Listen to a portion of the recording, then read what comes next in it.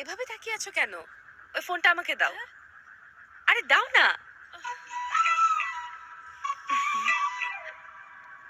এত সিরিয়াস কেন সবাই? হাসো প্লিজ।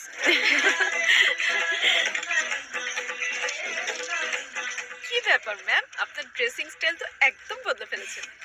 অফিসে, বিয়ে বাড়িতে একই রকম ড্রেস কিভাবে পরি? আলাদা জায়গায় নিজেকে আলাদা রঙে সাজানো উচিত।